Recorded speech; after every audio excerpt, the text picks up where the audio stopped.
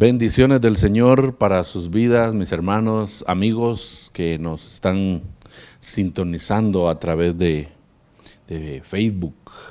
Gracias a Dios porque nos encontramos con la nueva oportunidad de abrir la palabra del Señor allá en Mateo capítulo 10, verso 16. Allí estaremos esta vez, pero no sin antes recordarle que somos Eclesía, pastores unidos desde acá de San Juan, Zacatepeques, para proclamar la bendita palabra del Señor y el Evangelio de Cristo. Así que oraremos al Señor antes de iniciar con el tema de hoy.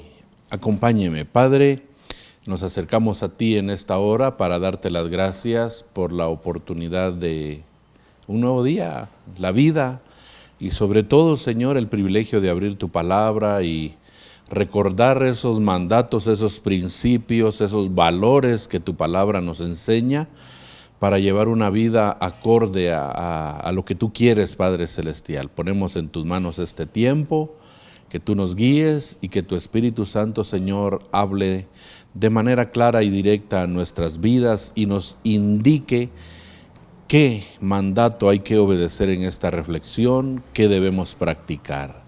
Te lo pedimos en el nombre de Jesús. Amén. Bien, hoy nos ocupará, como le decía, Mateo capítulo 10, verso 16, donde la nueva traducción viviente lo dice de la siguiente manera: miren, los envío como ovejas en medio de lobos. Por lo tanto, sean astutos como serpientes e inofensivos como palomas. Interesante versículo, mis hermanos. Como ustedes pueden notar, el Señor está pidiendo y está llamando la atención de los discípulos a la ordenanza que Él daría, ¿verdad? Él les va a indicar o les está indicando allí a dónde los estaría enviando, qué ambiente sería en el cual ellos estarían, ¿verdad? Qué tipo de sociedad, por así decirlo, ¿verdad? Y Él les dice claramente: los estoy enviando, ¿cuál ovejas? ¿Verdad? En medio de un pueblo de lobos, es lo que está diciendo. Imagínense, usemos un poco de imaginación y pensemos, imagínese usted un grupo o un pueblo lleno de ovejas, de lobos, donde sean enviadas unas 10, 12 ovejas. Imagínese usted qué no pasaría con esas ovejas, ¿verdad? Sería complicado, ¿no? Y realmente leer esas palabras parece un tanto así como que, ¿por qué haces eso, no? Sorprende que el Señor haga eso y que esté enviando, ¿verdad?, a sus discípulos allí, a ese lugar, ¿verdad? A partir del verso 16, Jesús sigue contemplando esa primera misión, ¿verdad? Mirad, yo os envío, ¿verdad? Es interesante pensar en ello, porque esa frase, el mirad, yo os envío, de este versículo, anticipa a el id y haced discípulos de la gran comisión del capítulo 28, ¿verdad? Del verso 19. Desde luego Jesús dirige sus palabras en esta ocasión y también allá a los 12. Sin embargo, en esta primera misión no van a darse todas las tristes consecuencias enumeradas por el Señor, sino a continuación lo hará, ¿verdad? Entonces, hacemos bien en entender que estas palabras abrazan a todos los creyentes de todos los tiempos. El mirad, yo os envío, no se dirigía solo a los discípulos en aquel tiempo, sino también a nosotros hoy en día. Yo os envío, dice el Señor, ¿verdad? Es decir, nosotros también estamos bajo esas mismas órdenes del Señor. No podemos decir, no, esto no es para nosotros, esto fue para los 12, ¿verdad? No. La conversión conduce a la misión, es decir, cuando yo me convierto a Cristo, en automático entro a esa misma misión, me hago parte de la misión y me comprometo a llevar a cabo esa misma misión. Todos somos personas enviadas, desde la conversión todos somos personas enviadas, aunque el carácter exacto de la misión varía, ¿verdad? Va a tener cierta variación según la sociedad en la que vivimos y según los dones y las capacidades que el Señor da a cada uno. Todos estamos bajo la obligación de anunciar el Evangelio.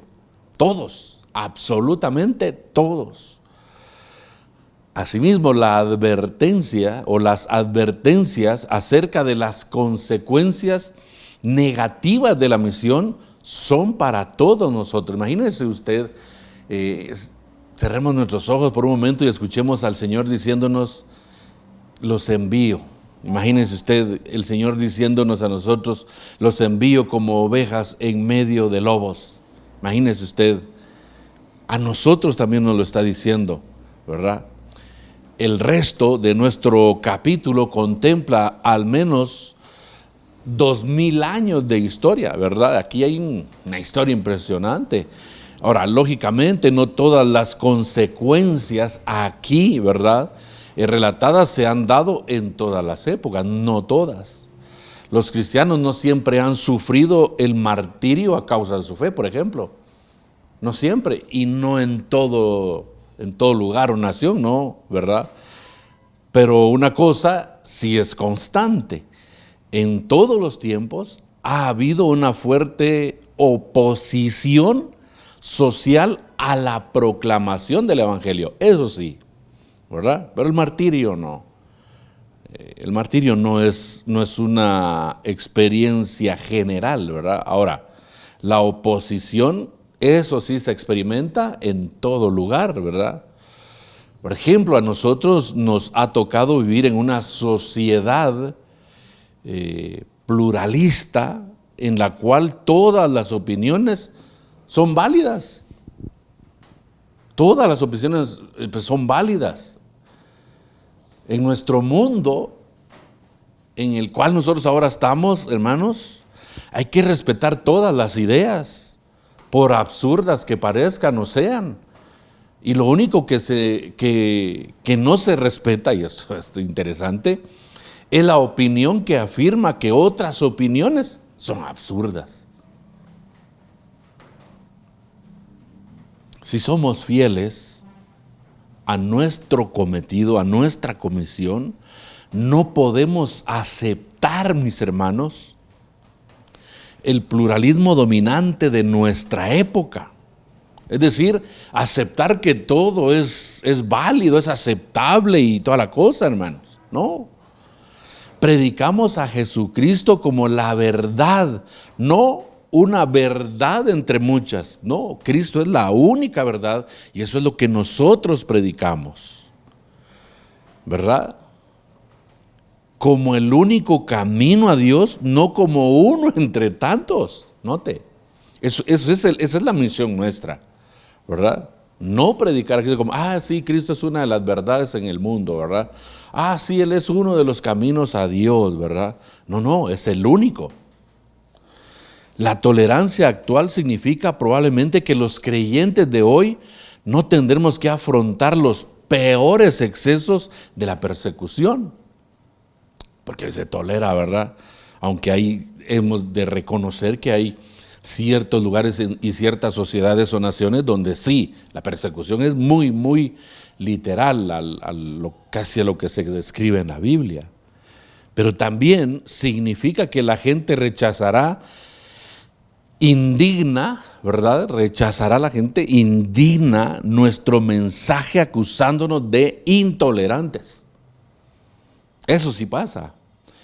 La ironía del asunto, del caso, es que estamos destinados a conocer la intolerancia de los supuestos tolerantes.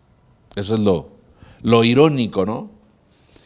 Entonces, el Señor nos está hablando, ¿verdad?, de la misión cristiana y sus consecuencias. Como decíamos, si somos fieles a la misión que se nos ha encomendado, hermanos, pues obviamente vamos a padecer, ¿no? Oposición. Eso tocará. Entonces, por eso es que el Señor les dice: los envío cual ovejas en medio de lobos, les dice ahí en el 10:16 de Mateo, ¿verdad? Entonces, la primera afirmación de Jesús es: os envío como ovejas en medio de lobos. El maestro dice algo a primera vista, que a primera vista parece algo que es absurdo, contrasentido. Es perfectamente normal que los lobos vayan a atacar al rebaño. O sea, ¿qué es eso que el Señor, es algo sin sentido que Él está enviando ovejas hacia los lobos? Seguramente serán atacados. Sin embargo, aquí contemplamos a un pequeño ejército de ovejas que tiene que invadir el territorio de los lobos. Podemos imaginar, ¿verdad? Por supuesto, cuál será la consecuencia. Imagine usted, pequeño ejército de ovejas, ¿verdad? Los lobos se comerán vivas a las ovejas. Estas se verán desamparadas ante los lobos y será un desastre tremendo, ¿verdad? Uno pues utiliza un poco la imaginación y dice uno: qué terrible, ¿verdad? Sin embargo, Jesús parece enviar a sus hombres con pleno conocimiento de lo que les espera. Ahora, ¿por qué digo esto? Déjeme narrarle un poco una historia de la Primera Guerra Mundial, donde murieron millones de jóvenes porque fueron enviados por sus generales, diría alguien, torpes, contra los cañones del enemigo. Es decir, agarraron un grupo o una cantidad considerable de jóvenes y los ponían al frente a los cañones enemigos y murieron millones, ¿verdad? Ahora, ¿pero por qué lo hicieron estos generales militares de la Primera Guerra Mundial? Bueno, lo hicieron porque así fueron entrenados. Era parte de una estrategia anticuada, diríamos hoy, ¿verdad? Pero esa era la estrategia. Ahora Jesús parece enviarlos ya con pleno conocimiento a lo que les espera. De hecho, es parte de su estrategia, la estrategia de Jesús. El sufrimiento del creyente no es un daño colateral. Es decir, si es que necesitamos cumplir con la misión y pues estos se irán los pasaremos a traer, ¿verdad? De colada, diríamos nosotros. No es realmente eso, no es un daño colateral de la guerra espiritual. Es un medio a través del cual se logra la victoria. Vea lo que dice Juan 12:24. En verdad os digo que si el grano de trigo no cae en tierra y muere, queda él solo. Pero si muere, produce mucho fruto, dice la Escritura. Ahora, claro, Jesús dijo esas palabras con referencia a su propia muerte. Eso lo dijo Él. Pero también se aplica a la evangelización de la iglesia. Esta ha participado siempre de las aflicciones de Cristo. Por ejemplo, en Filipenses 3:10, Colosenses 1:24 o 2 Timoteo 1:8, usted puede leer allí, mi hermano, mi amigo, cómo la conversión nos lleva a la misión, pero también a disfrutar o a participar de esas consecuencias de ser discípulo de Cristo. De hecho, el apóstol Pablo, en una de sus cartas, habla de que, pues, si uno obtiene los beneficios de Cristo, pues también debe participar de los padecimientos de Él, dice el apóstol Pablo. Allá en el Salmo 126, 5 y 6 dice: los que siembran con lágrimas segarán con gritos de júbilo. El que con lágrimas anda llevando la semilla de la siembra, en verdad volverá con gritos de alegría, trayendo sus gavillas. Mira, es decir, el hecho de que el reino de Dios vaya y avance, mi hermano, no es fácil, hay un precio a pagar, y por eso es que el Señor está advirtiéndole a los suyos, a los de aquel tiempo y a nosotros hoy en día, de que nos ha enviado, ¿cuál ovejas? A un pueblo de lobos. Sugiere entonces inmediatamente que Jesús exigía a sus discípulos, imagínese usted, el mismo compromiso costoso que se exigía a sí mismo. Es decir, el precio que él estaba dispuesto a pagar por la gente, también eso mismo exigía de los suyos. Es lo que estamos viendo acá. Pero sugiere también que al contemplar a sus discípulos en aquel momento, sintió hacia ellos una gran compasión, entendió perfectamente que iban a ser seres indefensos y comprendió que ellos, con él mismo, tendría que pagar el alto precio de colaborar en la extensión del reino. Es decir, en la misión, mi hermano, usted y yo debemos estar dispuestos no solo a recibir los beneficios de haber creído en Cristo, sino también a padecer lo que Cristo padeció. Sí, es lo que estamos viendo acá con esa palabra que el Señor está dando acá en Mateo 10:16. Os envío en medio de lobos, cual ovejas, ¿verdad? Entonces, es interesante ver esto, hermano. Ahora bien, la rivalidad de los líderes religiosos ha ido en aumento hacia los discípulos, ha ido en aumento, capítulos 8 y 9. Aunque pretenden ser estos líderes religiosos, ¿verdad?, rivales obviamente, pretenden ser los pastores del pueblo, en realidad son lobos disfrazados. Aparentemente sirven a Dios, pero de hecho son agentes del diablo. Es duro, sí. Aquellos lobos iban a perseguir y matar al pastor, hablando de Jesús, ¿recuerda? Bueno, ¿usted cree que harían algo distinto con los discípulos? No harían menos con las ovejas, harían lo mismo. Entonces, por eso es que está hablando el Señor, los estoy enviando como ovejas a un pueblo de lobos. Usted ya se puede imaginar, sí, es eso.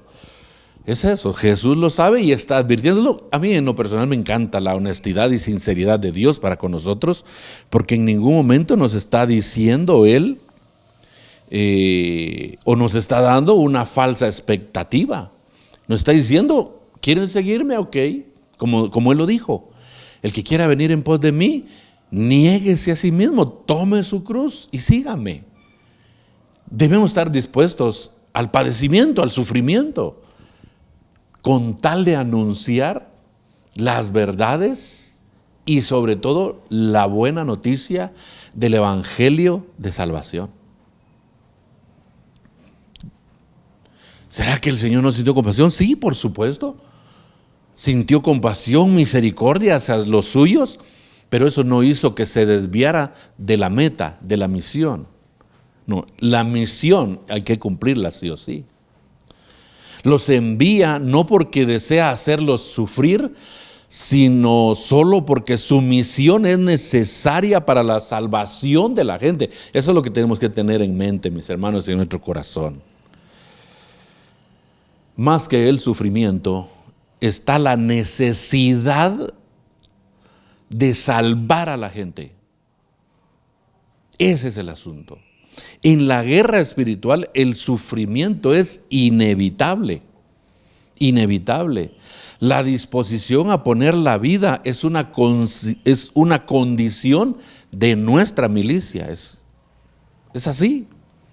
Jesús mismo iba a afirmar su rostro para ir a Jerusalén sabiendo perfectamente qué clase de suerte le esperaba allí. O sea, él sabía. y espera que sus discípulos tengan el mismo sentir. Bien lo dijo el apóstol Pablo, ¿no? Allá en Filipenses, hayan vosotros este sentir que hubo también en Cristo Jesús. Y ya usted sabe el resto. O sea, es interesante. Así como Cristo estuvo a padecer, Él sabía dónde iba a terminar su tiempo acá en la tierra, que iba a ser en una cruz. Él no escatimó nada. Él dijo, voy, lo hago. Quiero salvar a personas. De igual manera, los discípulos deben tener el mismo sentir de Cristo. Entonces, mis hermanos, recuérdese que esta es una metáfora, ¿verdad?, de ovejas en medio de lobos. Recae sobre la condición de indefensas. Las garras, las mandíbulas y los dientes de los lobos son temibles.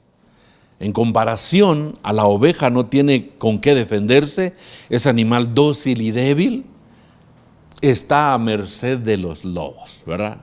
Bueno, la figura de la oveja es interesante porque no es un animal que tiende a defenderse. Imagínese usted ante un lobo. O sea, de la misma manera los discípulos deben salir y debían salir desarmados. Van a tener que afrontar la ferocidad de sus enemigos. No tienen garras que valgan contra sus lobos o contra los lobos.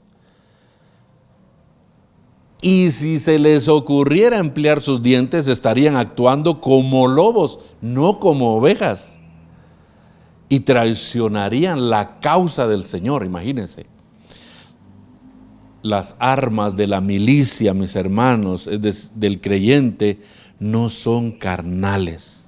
Sí, no son carnales, mi hermano, no lo son. Fíjese usted, es interesante, ¿verdad?, contemplar la palabra del Señor, mis hermanos, porque en ella encontramos esa luz, ¿verdad?, que necesitamos. Vea lo que escribe el apóstol Pablo en 2 Corintios capítulo 10 versos 3 y 4. Dice, somos humanos, pero no luchamos como lo hacen los humanos. Usamos las armas poderosas de Dios, no las del mundo, para derribar las fortalezas del razonamiento humano y para destruir argumentos falsos. Vaya, ¿no? Nada que ver con armamento, ¿no? Nada que ver. Por eso es interesante analizar la figura de la oveja, ¿verdad? ¿Qué significa que nosotros como discípulos seamos enviados cual ovejas, desarmados, indefensos, ¿verdad?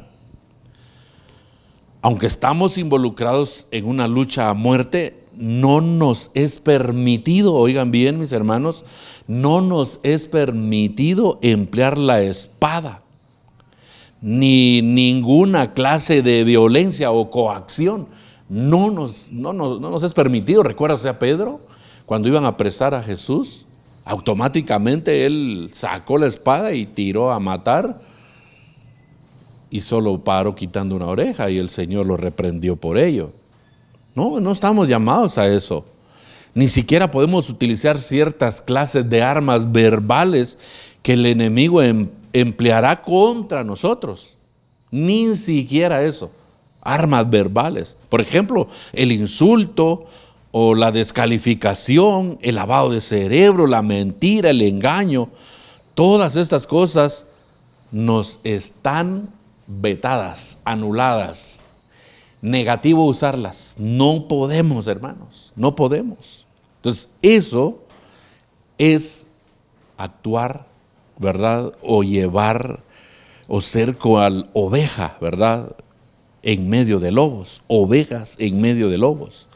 La oveja no irá a hacer un relajo ahí, ¿verdad?, ante el pueblo de lobos, no. Pero también el Señor habla de la astucia e inocencia.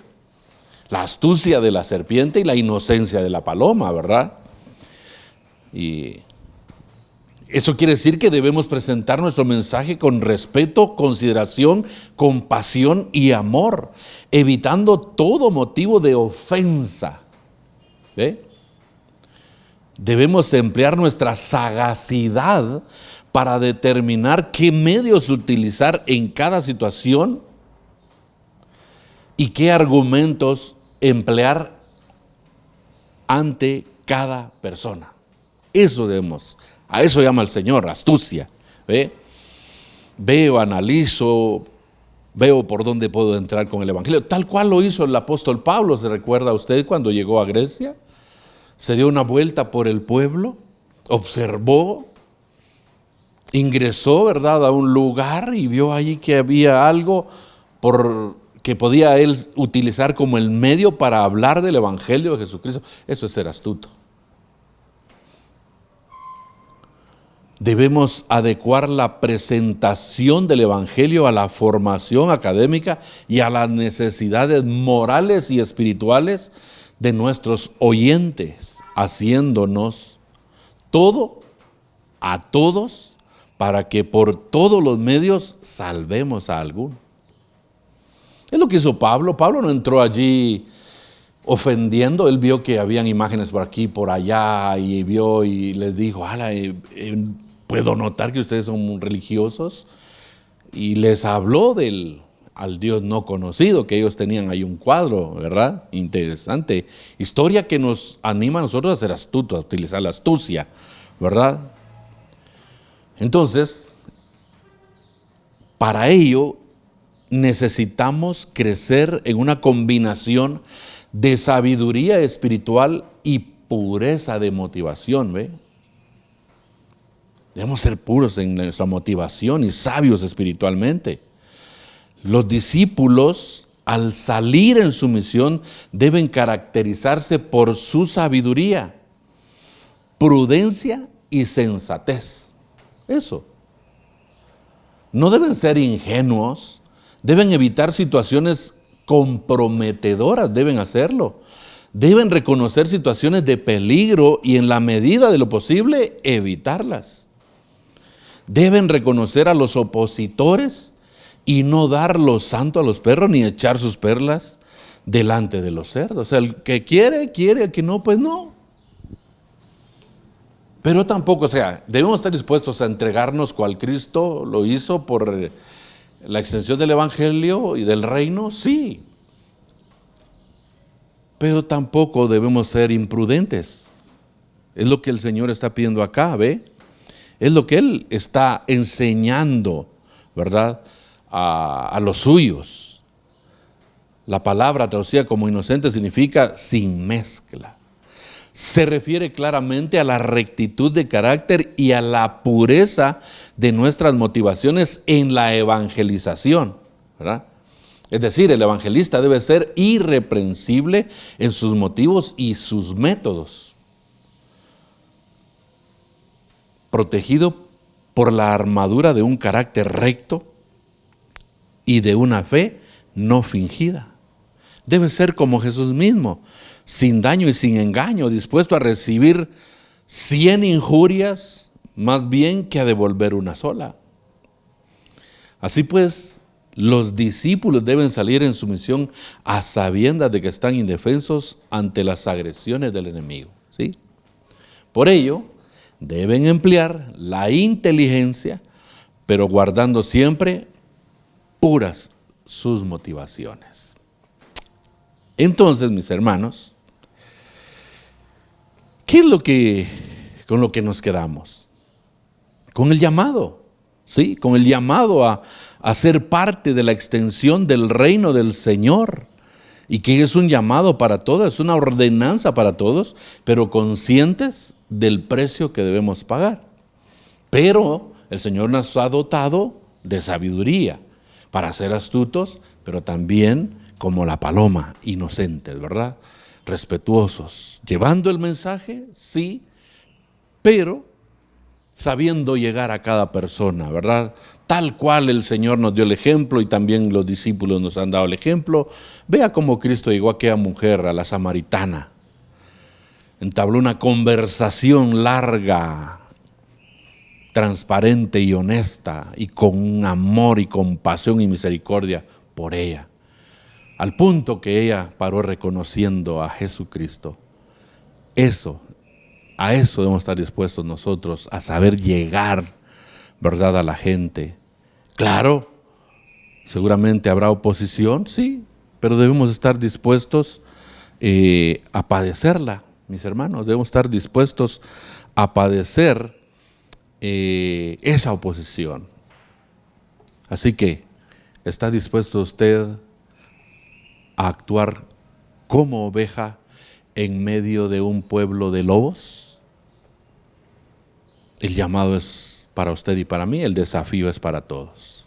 Que Dios nos ayude a poder llevar el evangelio de salvación a toda criatura. Démosle gracias a Dios. Padre, te damos gracias en esta hora por la oportunidad de haber escudriñado tu palabra y sobre todo ser desafiados por tu palabra a saber cómo debemos actuar, cómo debemos corresponder, cómo es que tú nos has enviado, Señor, para hablar del evangelio de salvación a las criaturas. Ayúdanos a ser esas ovejas, ayúdanos a actuar con astucia, pero para la gloria de tu nombre y el avance de tu reino. Ayúdanos a ser cual palomas inocentes, honestas, transparentes, genuinas, Señor. Pero sobre todo que no perdamos de vista el enfoque que es la misión de llevar tu evangelio y avanzar en tu reino, Señor. Ayúdanos. Y por supuesto, estar dispuestos a pagar el precio que ello implique. En tus manos, Señor, nos encomendamos y si tú lo permites, en una próxima volveremos a abrir tu palabra. En el nombre de Jesús oramos. Amén. Que Dios los bendiga.